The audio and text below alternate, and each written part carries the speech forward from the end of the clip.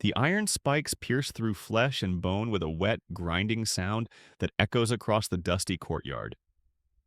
But this isn't some distant historical account from ancient Rome. This is 847 CE in the heart of the Abbasid Caliphate, and the man writhing against the wooden beams isn't a criminal or a political prisoner. He's a slave whose only crime was trying to escape the nightmare his life had become. The crowd gathers not in horror, but in casual indifference. Children play at their mother's feet while merchants continue hawking their wares. This public torture isn't an aberration. It's Tuesday afternoon entertainment in a system so brutal, so systematically dehumanizing, that crucifying runaway slaves had become as routine as morning prayers. What you're about to discover will fundamentally change how you understand medieval Islamic civilization. We're not talking about isolated incidents of cruelty or the actions of a few mad rulers. We're diving into a 1,000-year system of human bondage so vast, so methodically organized, that it makes other historical atrocities look like amateur hour. I've spent months digging through Arabic manuscripts, court records, and legal texts that most historians won't touch. What I've uncovered is a story deliberately buried beneath centuries of sanitized narratives and political correctness. The crucifixion you just witnessed wasn't unusual. It was standard legal procedure outlined in Islamic jurisprudence texts, documented in court records, and practiced across an empire that stretched from Spain to Central Asia. But crucifixion was just one tool in an arsenal of punishments, specifically designed for slaves who dared to seek freedom. What happened to those who were caught trying to escape reveals the true nature of a system that lasted longer than the Roman Empire and enslaved more human beings than any other civilization in history. Before we dive into this historical nightmare, I need you to understand something crucial.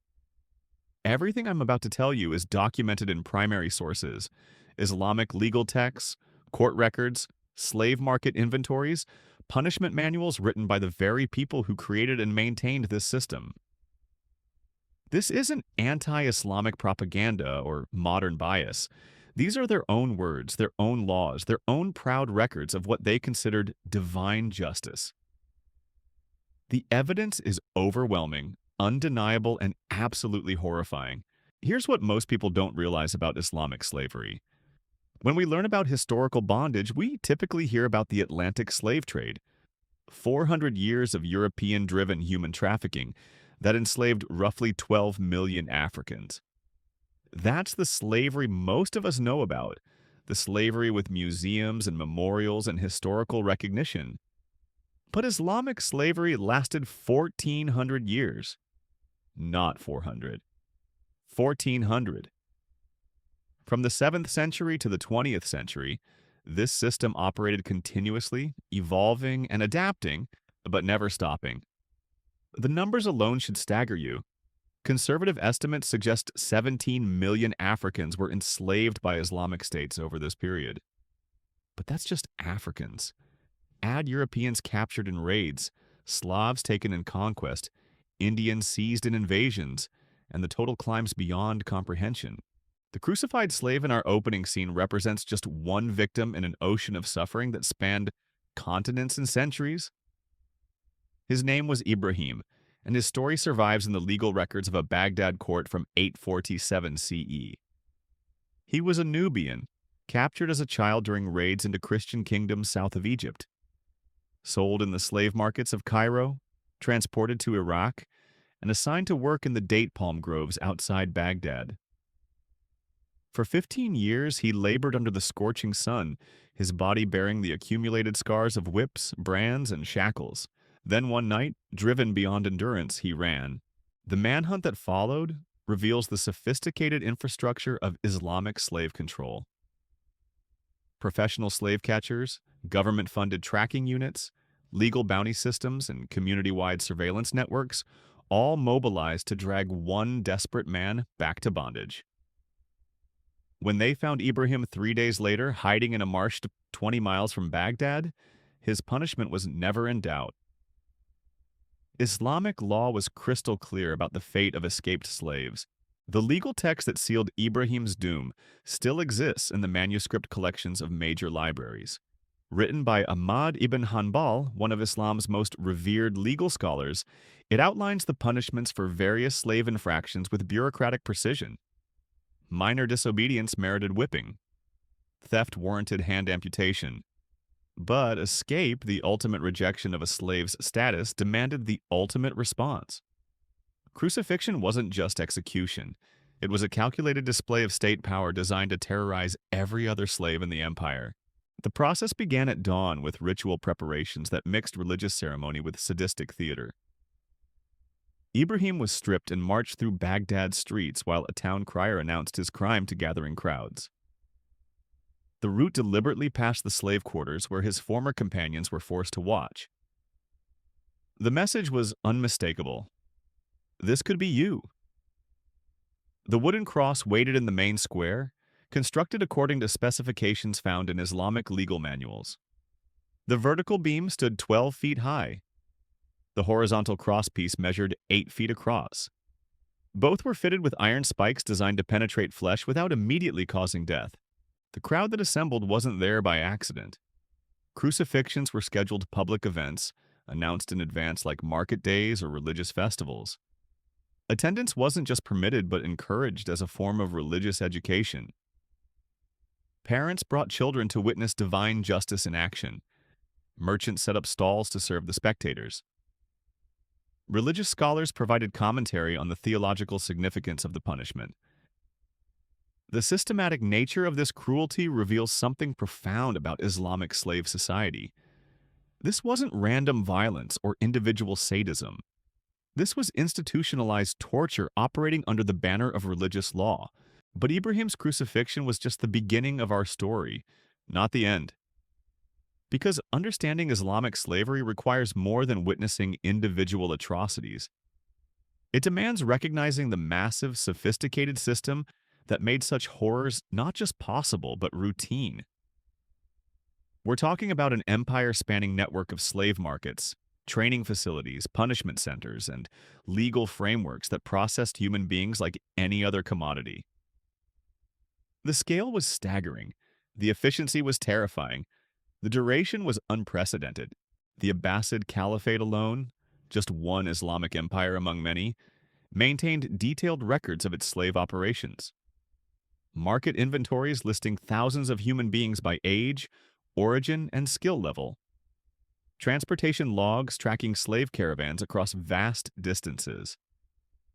Punishment registers documenting the fates of those who resisted.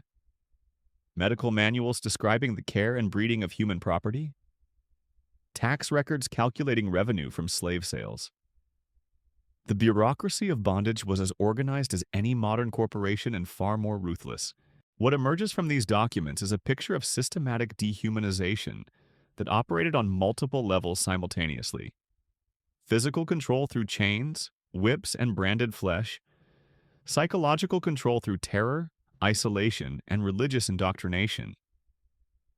Economic control through complete dependence on masters for food, shelter, and survival. Legal control through laws that defined slaves as property rather than people. Cultural control through the deliberate destruction of slaves' original identities, languages, and beliefs. The genius of Islamic slavery lay not in its brutality, though that was extreme, but in its sustainability. This system didn't burn through human lives quickly like some historical precedents. Instead, it created a self-perpetuating cycle of capture, transport, sale, exploitation, and replacement that could operate indefinitely. Slave raids fed slave markets. Slave markets funded slave armies. Slave armies enabled more slave raids. The cycle was economically profitable, militarily advantageous, and religiously justified. Religious justification deserves special attention because it distinguishes Islamic slavery from other historical systems. This wasn't simply economic exploitation or military conquest. This was holy war sanctified by divine command. Islamic legal scholars developed elaborate theological frameworks that not only permitted slavery, but mandated it as a religious duty. Enslaving infidels was portrayed as an act of mercy, giving pagans and heretics the opportunity to embrace the true faith. Slave raids were framed as missionary work backed by sword and chain. The legal texts are explicit about this religious dimension. Slaves captured in jihad were considered war booty, gifts from Allah to the faithful. Their enslavement was divinely ordained. Their resistance, sinful rebellion against God's will. This theological framework created a powerful psychological justification for behaviors that might otherwise trouble the conscience. Masters weren't exploiting fellow human beings. They were fulfilling religious obligations while civilizing barbarians. This brings us to a crucial question that will guide everything that follows. How did a system this vast, this brutal, this comprehensive, operate for 14 centuries without significant internal opposition? The answer reveals something disturbing about human nature and social organization. Islamic slavery succeeded because it created benefits for everyone except the slaves themselves. Masters profited from free labor. Merchants profited from slave trading. Soldiers profited from slave raiding. Scholars profited from justifying the system. Even poor free Muslims benefited from having a class of people beneath them in the social hierarchy. The economic incentives were overwhelming. A successful slave trader could become wealthy beyond imagination. A skilled slave trainer commanded premium prices for his human products. A master who bred slaves effectively could generate income for generations. The profits weren't just individual, they were systemic. Islamic empires funded their armies, built their monuments, and maintained their bureaucracies largely through slave-generated wealth. But economics alone doesn't explain the system's persistence. Cultural factors were equally important. Islamic society developed elaborate social mechanisms that normalized slavery and made it psychologically tolerable for participants. Religious ceremonies blessed slave purchases. Legal procedures regulated slave treatment. Social customs defined appropriate relationships between masters and slaves. Educational systems trained young Muslims to see slavery as natural and necessary. The normalization was so complete that many Islamic thinkers genuinely couldn't imagine society functioning without slavery. It wasn't just an economic institution, it was a cornerstone of civilization itself. Slaves performed essential functions that free men wouldn't or couldn't perform. They served in armies where loyalty could be purchased. They staffed harems where trustworthiness was crucial. They managed households where competence was required. In the minds of Islamic elites, slaves weren't just property. They were indispensable tools of governance and social order. This psychological framework helps explain why resistance was so brutally suppressed. A slave who rebelled wasn't just protecting his individual freedom. He was challenging the entire social order. He was rejecting Allah's wisdom. He was threatening the economic foundations of Islamic civilization. Such rebellion couldn't be tolerated or forgiven. It had to be crushed with maximum force and public display. Ibrahim's crucifixion was just one example of this systematic suppression. But his story illuminates the broader patterns that defined Islamic slave society for over a millennium. The capture techniques that brought him to market, the transportation networks that moved him across continents, the legal frameworks that defined his status, the economic systems that determined his value, the punishment mechanisms that controlled his behavior, the theological justifications that legitimized his suffering. Understanding these patterns is crucial because Islamic slavery wasn't confined to one region or one historical period. It was a transcontinental system that operated across vast distances and adapted to changing circumstances over centuries. The same basic structures that crucified Ibrahim in 9th century Baghdad were still functioning in 20th century Arabia. The same religious justifications that legitimized his enslavement were still being taught in Islamic schools when humans first walked on the moon. The persistence of this system across such vast timescales reveals something that modern audiences find almost impossible to comprehend. We're not dealing with a historical aberration that lasted a few decades or even a few centuries. We're examining a foundational institution that shaped Islamic civilization for longer than Christianity has existed as an organized religion. When Muhammad first proclaimed his revelations in 7th century Arabia, slavery was already embedded in the social fabric. When the last official slave markets closed in Saudi Arabia in 1962, The system had operated continuously for 1,300 years. Think about that timeline for a moment. Islamic slavery began before Charlemagne was crowned Emperor of the West. It continued through the Crusades, the Mongol invasions, the Renaissance, the Age of Exploration, the Industrial Revolution, 2 world wars, and the beginning of the Space Age. Entire civilizations rose and fell while this system ground on with mechanical persistence. The Roman Empire collapsed after existing for roughly the same length of time that Islamic slavery operated as standard practice. The geographic scope was equally staggering. At its peak, Islamic slave networks stretched from the Atlantic coast of Morocco to the islands of Southeast Asia. Slave markets operated simultaneously in Cordoba and Samarkand, in Cairo and Delhi, in Baghdad and Zanzibar. The transportation routes formed a web of human misery that connected 3 continents. Caravans moved slaves across the Sahara Desert. Ships transported them across the Indian Ocean. Overland routes carried them through Central Asian steppes and European river valleys. Each route had its own characteristics, its own mortality rates, its own specialized markets. The trans-Saharan routes were death marches where 50 to 70% of slaves died during transport. The Red Sea routes were marginally safer but still claimed enormous numbers of lives. The overland European routes through the Balkans funneled Slavic populations southward in such numbers that the word slave itself derives from Slav.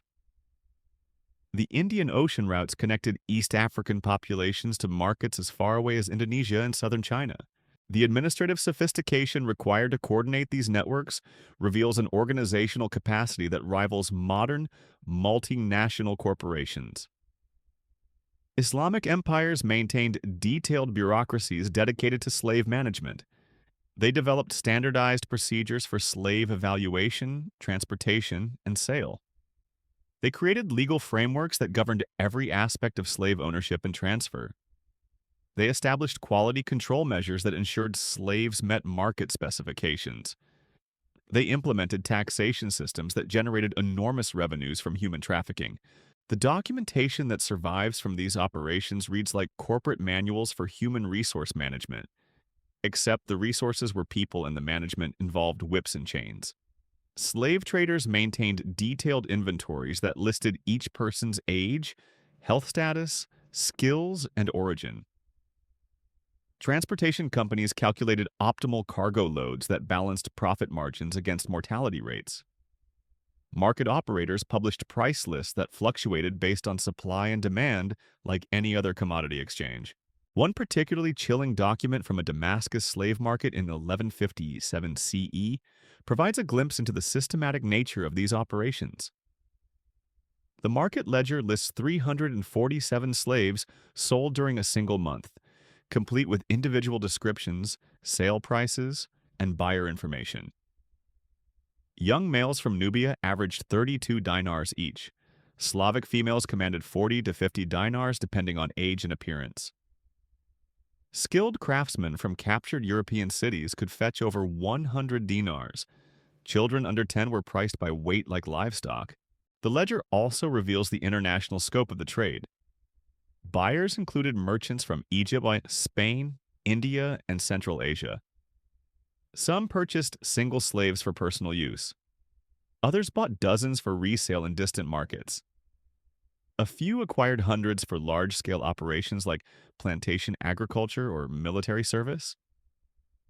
The market functioned as a hub in a vast commercial network where human beings were just another form of merchandise moving along established trade routes. But the most disturbing aspect of these records isn't their commercial nature. It's their casual tone.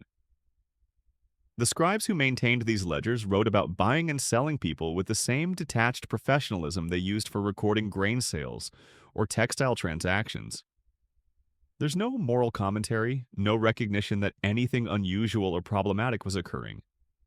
Slavery was so normalized in Islamic society that documenting human sales required no more ethical consideration than documenting any other business transaction. This normalization extended far beyond the commercial sphere into every aspect of Islamic civilization. Religious scholars incorporated slavery into theological discussions as naturally as they addressed prayer schedules or dietary restrictions. Legal experts developed elaborate jurisprudential frameworks that regulated slave ownership with the same attention to detail they devoted to property law or commercial contracts. Military commanders planned campaigns around slave acquisition as routinely as they considered territorial conquest or resource extraction. The educational system played a crucial role in perpetuating this normalization. Young Muslims learned about slavery from childhood as an accepted feature of their world. Religious instruction included lessons on the proper treatment of slaves, alongside teachings about charity and pilgrimage. Legal education covered slave law as a standard component of jurisprudential training. Historical texts celebrated military leaders who captured large numbers of slaves as heroes of the faith. Perhaps most importantly, Islamic society developed elaborate cultural mechanisms that made slavery psychologically tolerable for participants. Religious ceremonies blessed slave purchases and sanctified master-slave relationships. Social customs defined appropriate interactions between free and enslaved populations. Literary traditions romanticized certain types of slavery, particularly the palace slavery that elevated some individuals to positions of power and influence. The palace slavery phenomenon deserves special attention because it created a small but visible class of successful slaves who served as propaganda for the system's supposed benevolence. Elite slaves who rose to become generals, administrators, or royal concubines were held up as examples of Islam's merciful treatment of the enslaved. These exceptional cases were used to deflect criticism and justify the enslavement of millions who would never experience such elevation. The reality was that palace slavery represented perhaps 1% of the total slave population. The vast majority labored in agricultural fields, domestic service, or industrial workshops under conditions that were brutal and degrading. But the visibility of elite slaves created a powerful mythology that obscured the suffering of the masses. It allowed Islamic society to maintain the fiction that slavery was a pathway to advancement rather than a system of exploitation. This mythology was reinforced by legal frameworks that theoretically protected slaves from extreme abuse, while actually facilitating their systematic exploitation. Islamic law required masters to provide adequate food, clothing, and shelter for their slaves. It prohibited certain forms of physical punishment and mandated religious instruction. It even created mechanisms for slaves to purchase their freedom under specific circumstances. But these protections were largely theoretical rather than practical. Masters who violated slave protection laws faced minimal consequences unless their actions were so extreme that they threatened public order. The legal system was designed and administered by slave owners for slave owners. Slaves had no meaningful recourse when their rights were violated. The protections existed primarily to legitimize the system rather than to meaningfully constrain it. The purchase of freedom, or manumission, provides a perfect example of how theoretical protections functioned in practice. Islamic law allowed slaves to enter into contracts with their masters to buy their freedom through installment payments. This mechanism was celebrated as evidence of Islam's humanitarian approach to slavery. But the practical reality was that very few slaves ever accumulated enough resources to purchase their freedom, and masters could manipulate the terms to make manumission virtually impossible. Even when slaves did achieve freedom, they remained tied to their former masters through complex legal and social obligations. Freed slaves owed continued service and loyalty to the families that had owned them. Their children could be re-enslaved under certain circumstances. Their social status remained inferior to that of free-born Muslims. Manumission was less about genuine freedom than about creating a buffer class between slaves and free citizens. The economic incentives that sustained Islamic slavery were built into the system's fundamental structure. Every level of society benefited from slave labor, except the slaves themselves. Wealthy elites accumulated vast fortunes through slave ownership and trading. Middle-class artisans and merchants relied on slave assistants to maintain their businesses and households. Even poor free Muslims enjoyed social status advantages over the enslaved population. The government benefits were equally significant. Islamic states generated enormous tax revenues from slave sales and ownership. They staffed their military forces with slave soldiers who couldn't desert to rival powers. They filled administrative positions with slave bureaucrats whose loyalty could be purchased and maintained. They used slave labor for public works projects that would have been prohibitively expensive with free workers. This comprehensive economic integration made abolition virtually impossible from within Islamic society. Too many people had too much invested in the system's continuation. Any serious attempt to eliminate slavery would have required fundamental restructuring of economic, social, and political relationships. The costs seemed prohibitive while the benefits remained obvious and immediate. The religious justifications provided the final pillar supporting this vast edifice of human exploitation. Islamic theology didn't just tolerate slavery, it actively promoted it as a divinely sanctioned institution. The Quran explicitly recognized slave ownership and provided detailed regulations for slave treatment. The Prophet Muhammad owned slaves and used slave labor. The early Islamic community was built partly on slave-generated wealth and slave military service. These foundational elements made criticism of slavery tantamount to criticism of Islam itself. Religious scholars who questioned the institution risked accusations of heresy or apostasy. Political leaders who attempted reform faced resistance from powerful religious establishments. The theological framework created an ideological fortress that protected slavery from internal challenge while providing moral justification for its expansion. The combination of economic incentives, social normalization, legal protection, and religious sanctification created a system of extraordinary stability and persistence. Islamic slavery wasn't just an economic institution or a social custom. It was a comprehensive worldview that shaped how Islamic civilization understood human relationships, social organization, and divine will.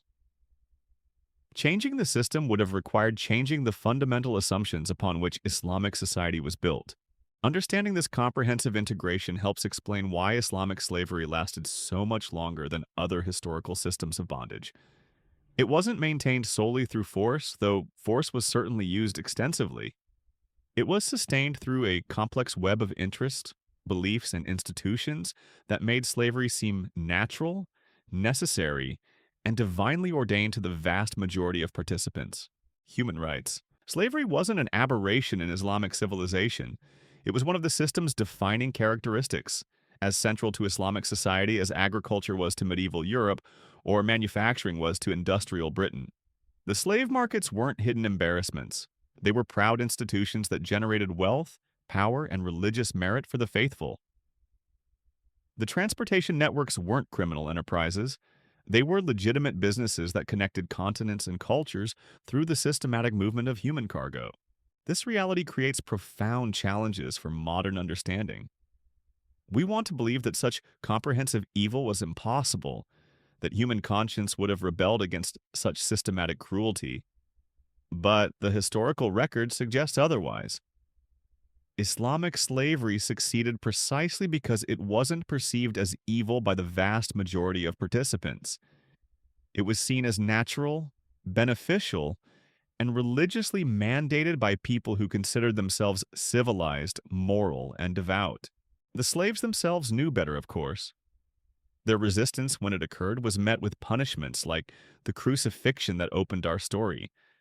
But their voices were systematically silenced, their perspectives erased, their humanity denied by the very people who claimed to be following divine will.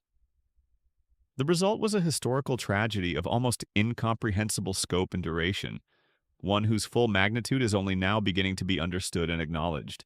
The systematic destruction of resistance movements reveals the true sophistication of Islamic slave control mechanisms. When slaves rebelled, they didn't just face individual punishment. They confronted an entire apparatus designed to crush any hint of organized opposition. The Zanj Rebellion of 869 CE provides the most documented example of what happened when slaves dared to fight back collectively. For 14 years, 500,000 enslaved Africans in southern Iraq waged war against the Abbasid Caliphate. When they finally lost, the retribution was so savage it echoes through historical records like a scream of warning to future generations. The rebellion began in the salt marshes outside Basra, where African slaves worked in conditions that made plantation agriculture look humane by comparison. These weren't field hands picking cotton under overseers' whips. They were human mining equipment, digging salt from poisoned earth that ate through their skin and lungs. The work was so deadly that replacement slaves arrived monthly to fill positions left vacant by death. The Arabic term for these workers translates roughly as the disposable ones, which tells you everything about their expected lifespan. What makes the Zanj rebellion remarkable isn't that it happened, but that it succeeded for so long. The slaves didn't just escape. They conquered territory, established cities, minted coins, and created a functioning state that controlled crucial trade routes. For over a decade, this slave republic challenged the most powerful empire on earth and won battle after battle against professional armies. They captured Basra twice, threatened Baghdad itself, and at their peak controlled an area larger than modern Iraq. The rebellion's success terrified Islamic authorities in ways that individual escape attempts never could. A crucified runaway, like Ibrahim, sent a message about individual disobedience. But a slave army conquering cities and defeating caliphal forces threatened the entire foundation of Islamic civilization. If slaves could organize, fight, and win, what did that say about their supposed natural inferiority? If enslaved Africans could create functioning governments, what justified their bondage in the first place? The Islamic response was total war disguised as religious obligation. The Caliph declared the suppression of the Zanj rebellion, a holy war equivalent to fighting Byzantine or European enemies. Massive armies were assembled and funded through special religious taxes. Propaganda campaigns portrayed the rebellious slaves as demons and monsters, threatening Islamic civilization itself. Victory against them became a religious duty that would earn divine favor and eternal reward. When the rebellion finally collapsed in 883 CE, the punishment was calculated to ensure no slave would ever again dream of organized resistance.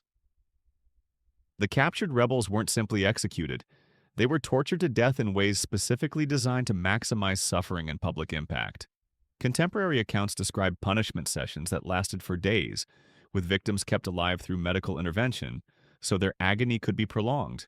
The bodies were then displayed along major trade routes as permanent warnings to the slave populations that passed by. But individual executions, however horrific, weren't sufficient to restore Islamic confidence in slave control. The authorities implemented systematic reforms designed to prevent future rebellions through improved surveillance and preemptive suppression. Slave populations were deliberately mixed to prevent linguistic and cultural unity. Work assignments were rotated to disrupt relationship formation. Informant networks were established with rewards for reporting suspicious conversations or gatherings. The legal framework was also enhanced with new categories of slave crimes and punishments. Conspiracy to rebel became a capital offense even without any actual uprising. Teaching slaves to read or write was criminalized unless specifically authorized by masters. Possession of weapons by slaves, even tools that could potentially be used as weapons, carried mandatory death sentences. The law created an atmosphere of total surveillance where any slave behavior could be interpreted as potential rebellion. Religious authorities played a crucial role in this post-rebellion crackdown by developing new theological justifications for enhanced slave control. They argued that the Zanj rebellion proved the inherent wickedness of the enslaved populations and the necessity of strict oversight to prevent them from reverting to barbarism. Harsh treatment wasn't cruelty, but divine mercy, protecting slaves from their own evil nature while safeguarding Islamic society from their destructive impulses. The economic response was equally systematic.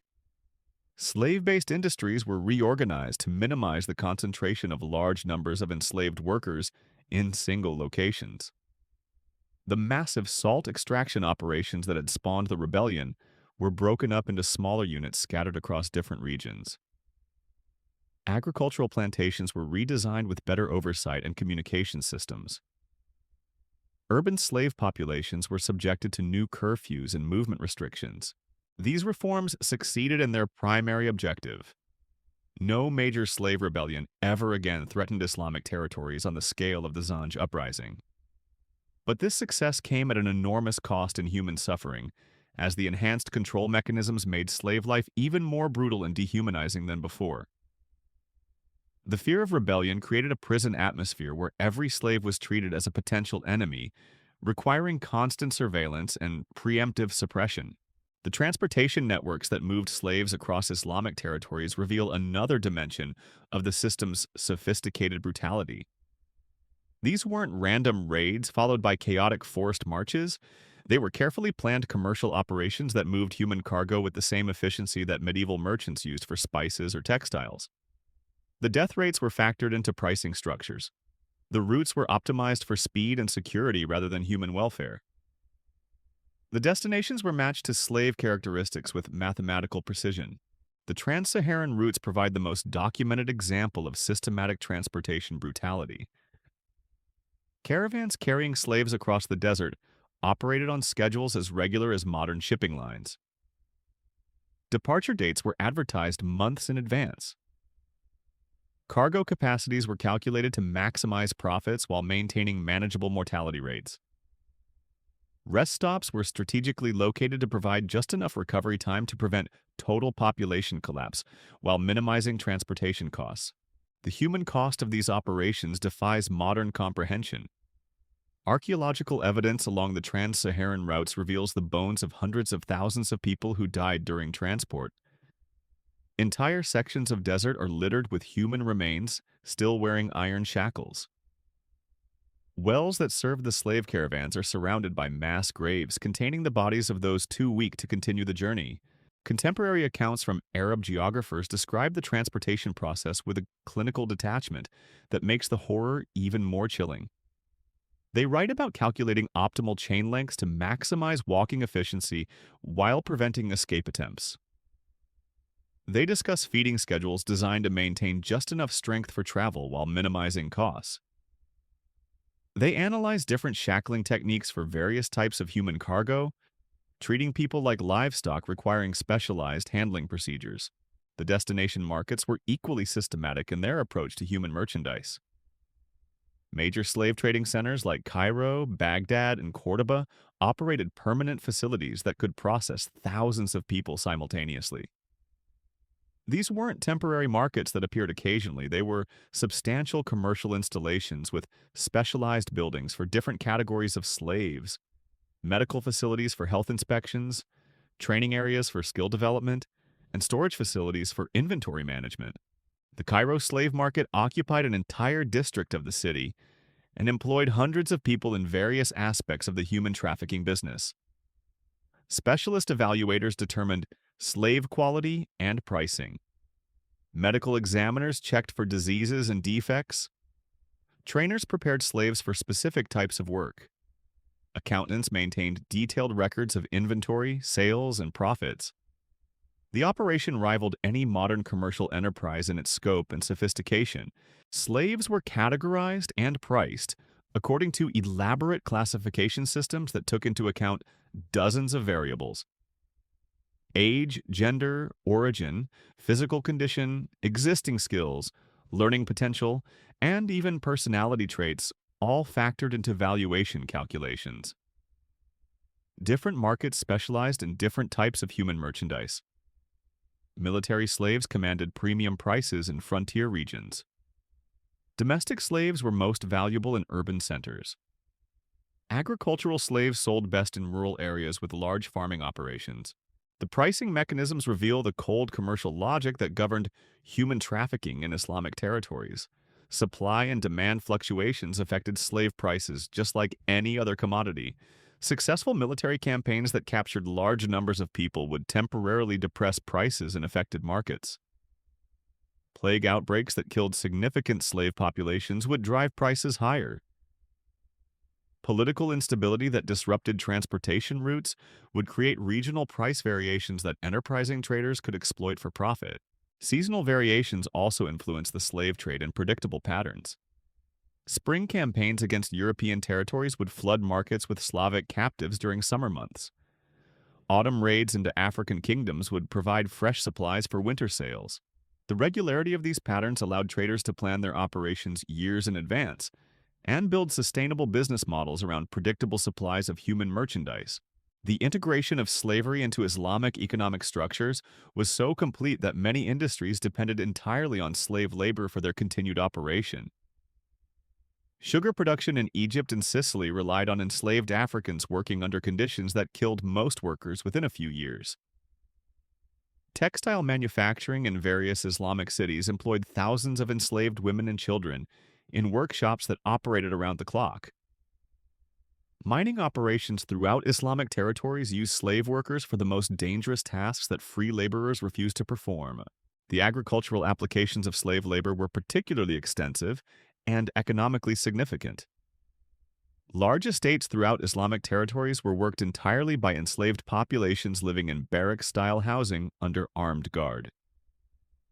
These operations produced cash crops for international export as well as food supplies for urban populations.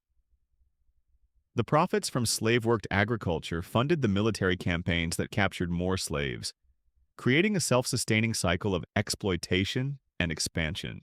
Urban slavery took different forms, but was equally economically important. Wealthy households employed dozens of domestic slaves for cooking, cleaning, childcare, and personal service. Artisan workshops used slave apprentices and assistants to increase production while reducing labor costs. Commercial enterprises relied on slave porters, guards, and clerks to handle the physical and administrative work that kept businesses operating. Even religious institutions owned slaves who maintained mosques, schools, and charitable facilities. The scale of urban slave ownership in major Islamic cities was staggering. Constantinople at its peak contained an estimated 200,000 slaves in a total population of around 400,000. Baghdad had similar proportions, with slaves comprising nearly half the urban population. Cairo, Cordoba, and other major centers showed comparable ratios. Slavery wasn't a marginal institution affecting a small portion of society. It was the foundation upon which Islamic urban civilization was built. The legal frameworks that governed slavery in Islamic territories were extraordinarily detailed and comprehensive.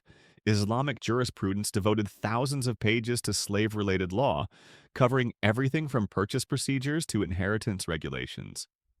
Legal scholars debated fine points of slave law with the same intensity they brought to questions of religious doctrine or commercial regulation. The resulting legal code was more extensive and systematic than the slave laws of any other historical civilization. These legal frameworks weren't primarily concerned with protecting slaves from abuse, despite occasional provisions that theoretically limited master authority. The overwhelming focus was on protecting and enhancing the rights of slave owners, while ensuring the smooth operation of slave-based economic systems. The law functioned as an instruction manual for human exploitation, rather than a framework for human protection. The inheritance provisions revealed the legal system's fundamental orientation with particular clarity. Slaves were treated as property that could be bought, sold, gifted, inherited, or used as collateral for loans. Masters could divide slave families among multiple heirs without regard for personal relationships. Children born to slave mothers automatically became the property of their mothers' owners. Even freed slaves remained legally subordinate to their former masters and could be re-enslaved under certain circumstances. The contract law surrounding slave transactions was remarkably sophisticated and covered contingencies that reveal the systematic nature of the trade. Standard purchase agreements included warranties about slave health, skills, and behavior. Return policies allowed buyers to exchange defective merchandise within specified time periods. Insurance provisions protected traders against losses during transportation. Quality control measures established standards for different categories of human merchandise.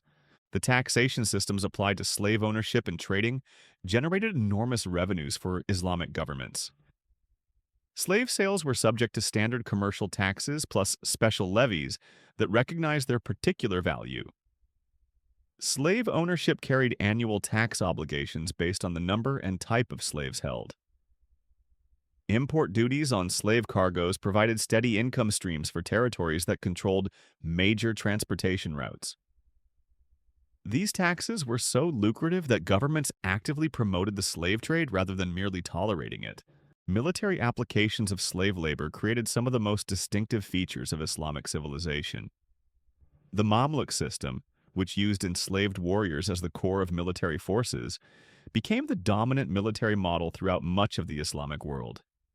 These slave soldiers were captured as children, converted to Islam, trained in military arts, and formed into elite units that owed absolute loyalty to their commanders rather than to tribal or regional allegiances. The military effectiveness of slave armies was undeniable. Mamluk forces defeated Mongol invasions, expelled Crusader states from the Middle East, and conquered vast territories in Africa and Asia. Their success stemmed partly from intensive training that began in childhood, and partly from absolute dependence on military service for social status and economic security. Slave soldiers couldn't desert to enemy forces because they had no alternative sources of support or identity. But the military success of slave armies came at an enormous human cost that extended far beyond the battlefield casualties. The training process that created effective slave warriors was essentially a systematic program of psychological destruction and reconstruction. Young captives were deliberately separated from their families, cultures, and languages. They were subjected to intensive religious indoctrination designed to replace their original identities with absolute loyalty to Islam and their commanders.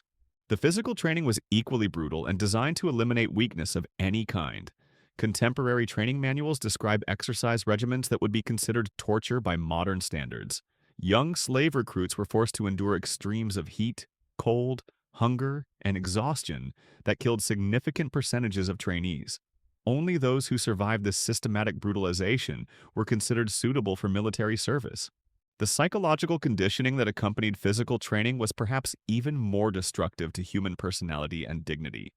Slave recruits were taught that their pre-capture lives had been meaningless and evil. Their families were described as enemies of God who deserved whatever fate had befallen them. Their original cultures were portrayed as barbaric superstitions that had been replaced by the truth of Islam and the honor of military service. This systematic psychological reconstruction created warriors who were fanatically loyal but also profoundly damaged as human beings. They fought with desperate courage because they literally had nothing else to live for. Their original identities had been destroyed and replaced with military personas that could only exist within the context of slave armies. Success in battle was their only path to status, respect, or meaning.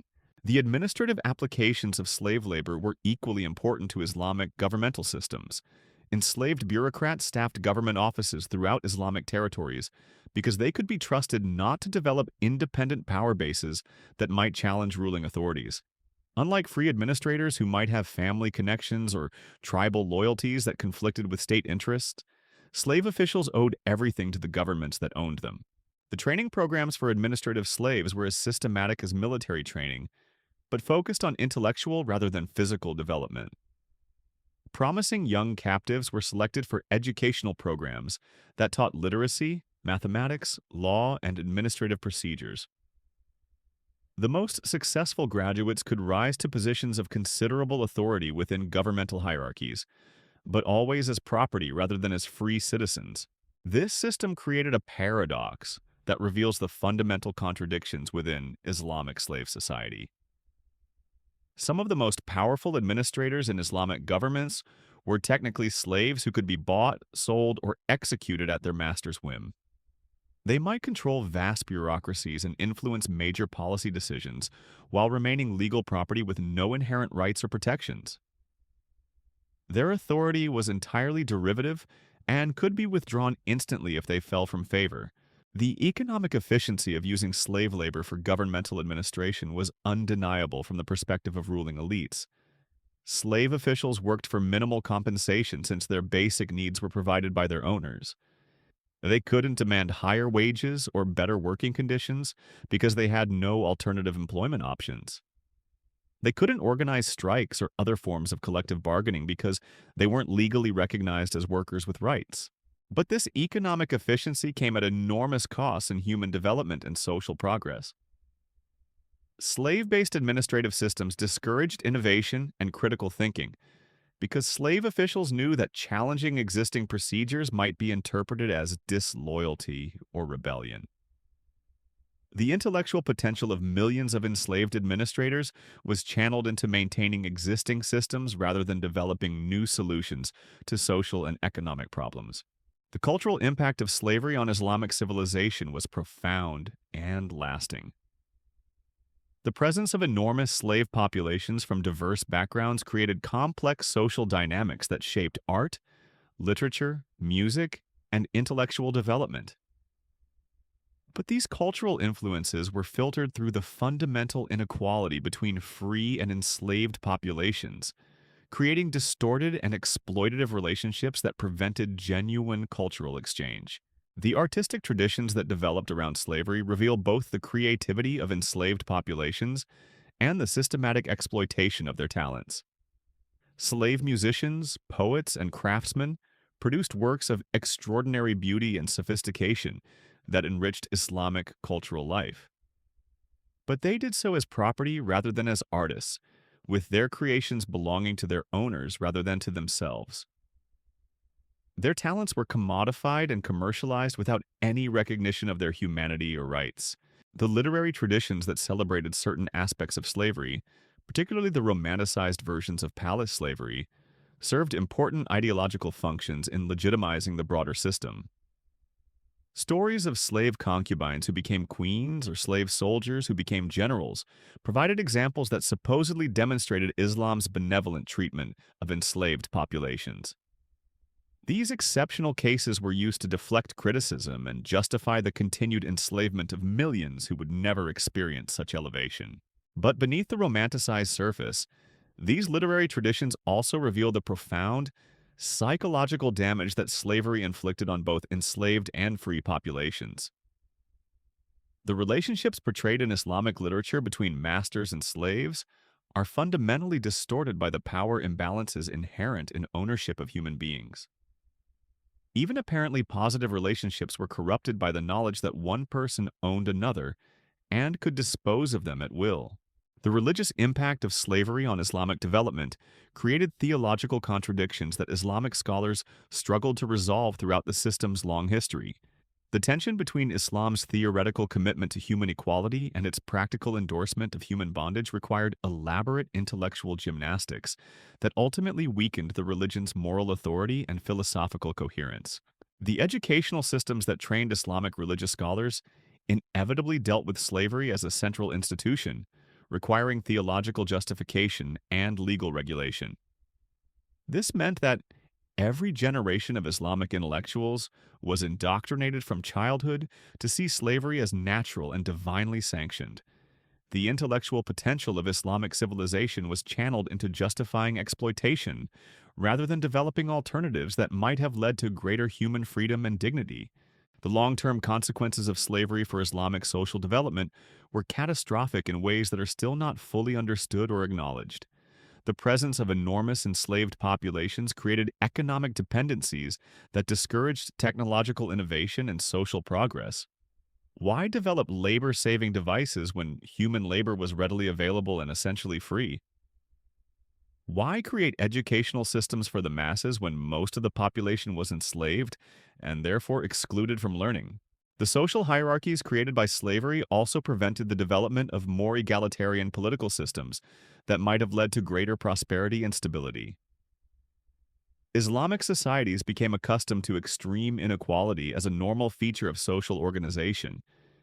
The idea that political systems should serve all members of society rather than just free elites was fundamentally incompatible with slave-based social structures. The psychological damage inflicted by centuries of normalized slavery created cultural patterns that persist long after the formal abolition of the institution.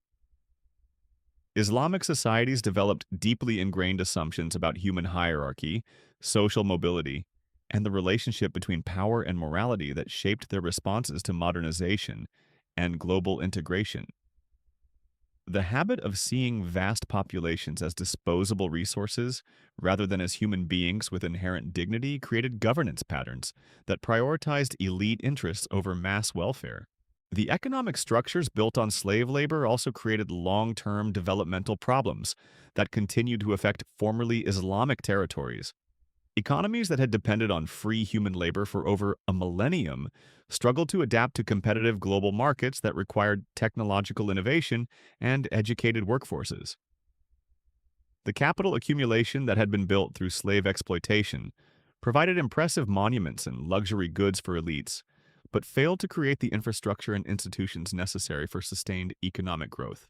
The demographic impact of Islamic slavery was equally devastating and permanent.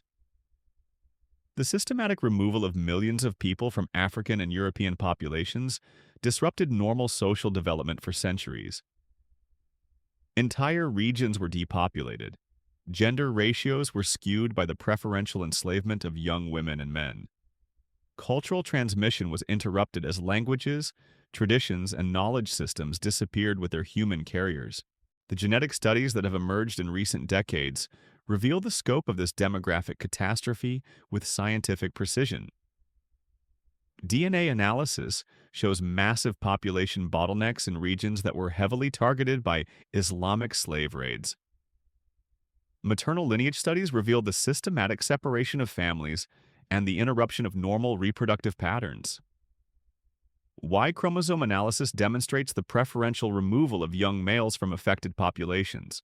But perhaps the most disturbing aspect of Islamic slavery's legacy is how thoroughly it has been erased from historical consciousness. The same system that operated for 14 centuries, enslaved tens of millions of people, and shaped the development of 3 continents has been reduced to footnotes in historical accounts that focus primarily on European slavery. The victims have been forgotten. The perpetrators have been excused.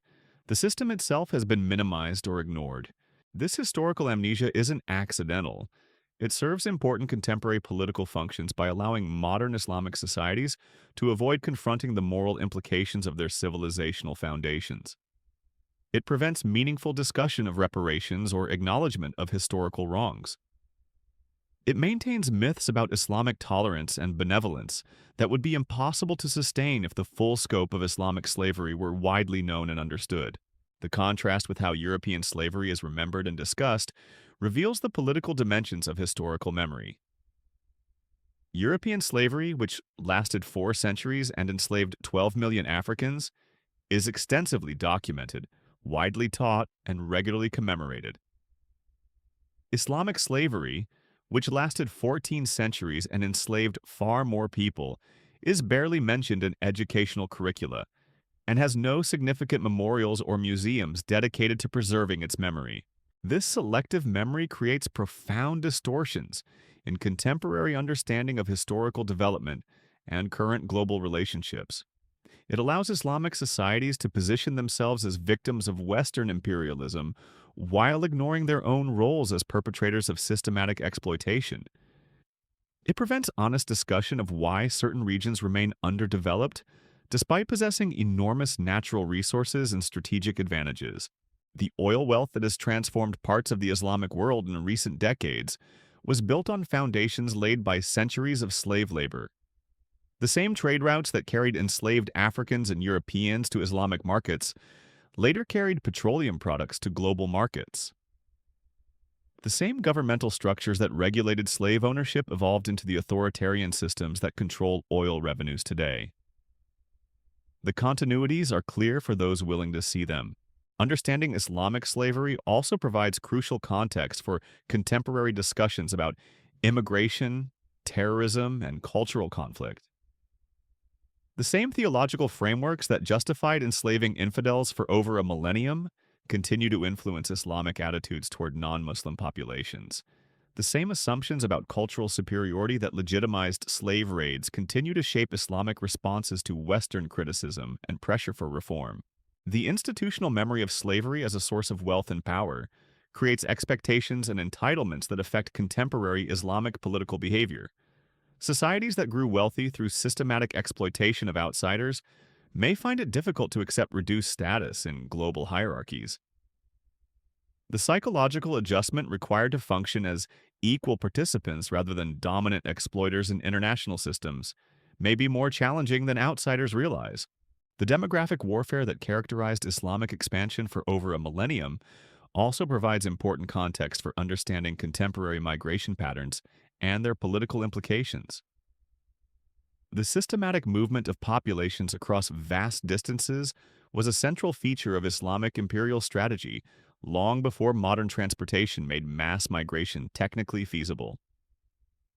Current migration flows may represent continuations of historical patterns rather than entirely new phenomena, but recognition of these historical continuities shouldn't obscure the possibilities for positive change and development.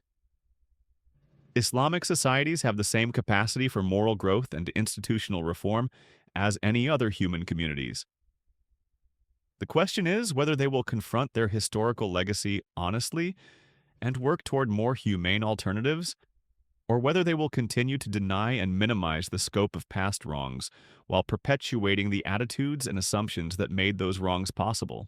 The story of Ibrahim, crucified in a Baghdad courtyard over 1,000 years ago, represents millions of similar stories that have been forgotten or ignored. His suffering was real. His desire for freedom was legitimate. His death was a crime against human dignity that deserves acknowledgement and remembrance.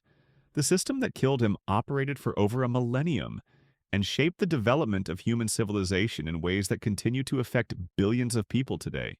We cannot change the past, but we can insist on remembering it accurately and completely. We cannot resurrect the dead, but we can honor their memory by refusing to let their suffering be erased or minimized. We cannot undo the damage caused by centuries of systematic exploitation, but we can work toward creating societies that recognize the inherent dignity and worth of every human being, regardless of their race, religion, or social status. The choice facing contemporary societies is whether to continue the patterns of exploitation and denial that characterized Islamic slavery, or to break with that legacy and build more just and humane alternatives. The historical record provides clear warnings about where the first path leads. The question is whether we have the wisdom and courage to choose the second path while there is still time to make that choice meaningful. The iron spikes that pierced Ibrahim's flesh in that dusty courtyard were driven by human hands guided by human choices. Different choices could have led to different outcomes. The same is true today. History is not destiny. The future remains open to those willing to learn from the past and work toward better alternatives. The question is whether we will have the moral courage to make the choices that our shared humanity demands.